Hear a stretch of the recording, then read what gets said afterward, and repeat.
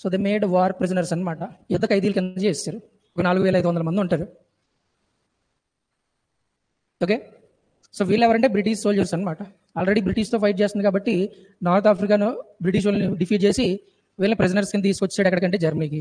Right, ఇదే పీరియడ్లో బోస్ ఎక్కడికి వెళ్ళాడు, జర్మనీకి వెళ్తాడు. సో హిట్లర్తో మీటింగ్స్ పెట్టుకుని, వీళ్ళు ఉన్నారు కదా వార్ ప్రిజనర్స్ ఉన్నారు కదా, వాళ్ళందరినీ ఇస్తే నేను ఒక ఆర్మీని తయారు చేసుకుంటానని చెప్తాడు అనమాట. సో ఆర్మీతో బ్రిటిష్ వ్యతిరేకంగా పోరాడడానికి అయిద్దని చెప్పి హిట్లర్ని కన్విన్స్ చేసి, సో వీళ్ళతో ఒక ఆర్మీని తయారు చేసుకున్నాడు. దీన్ని ఏమని పిలుస్తామంటే ఇక్కడ ఫ్రీడమ్ లీజియన్ అంటాం, దీన్ని ఇండియన్ ఫ్రీడమ్ లీజియన్ అంటాం. దీన్నంటే ఈ వార్ ప్రిజనర్స్తో ఈ ఆర్మీ అయితే తయారు చేస్తున్నాడో దాన్ని ఫ్రీడమ్ లీజియన్ అంటాం. ఓకే, సో ఇక్కడ దాకా బాగానే ఉంది. జర్మనీతో ఎలియన్స్ ఫిక్స్ చేసుకున్నాడు, హిట్లర్తో ఫిక్స్ చేసుకున్నాడు.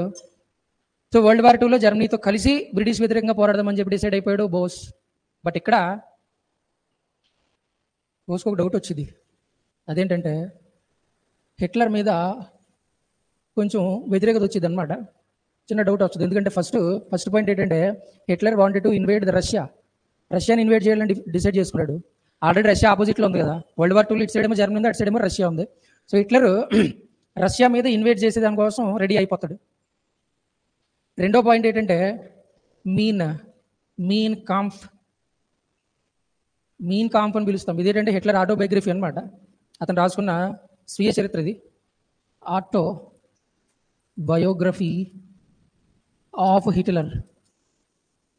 రైట్, ఈ రెండు పాయింట్ల మీద ఇక్కడ బోస్కి రష్యా మీద హిట్లర్ ఇన్వేట్ చేయడం అనేది ఇష్టం లేదు. ఎందుకంటే రష్యా ఎప్పుడు కూడా ఇండియా మీద ఇన్వేట్ చేసిన దాఖలాలు ఎప్పుడూ లేవు. ఓకే, సో అందుకోసం అని చెప్పి రష్యా మీద ఇన్వేట్ చేయడం బోస్కి నచ్చదు. సో ఈ విషయం మీద హిట్లర్ బోస్కి చిన్న కాన్ఫ్లిక్ట్ వచ్చింది అనమాట, డిస్ప్యూట్ వచ్చింది. రెండో పాయింట్ ఏంటంటే ఇక్కడ మీన్ కాంఫ్, ఈ ఆటోబయోగ్రఫీలో దీన్ని 1925లో రాశాడు హిట్లర్. 1925లో రాసిన హిట్లర్ ఆటోబయోగ్రఫీలో ఏం రాసుకున్నాడంటే ఇండియాని కొంచెం కించపరిచినట్టు కొన్ని స్టేట్మెంట్లు ఉంటాయి అందులో. ఓకే, మనోడు వెళ్ళింది ఎప్పుడంటే 1941లో వెళ్ళాడు. 1925లో రాసుకున్న బుక్లో హిట్లర్ని ఆ స్టేట్మెంట్లు చేంజ్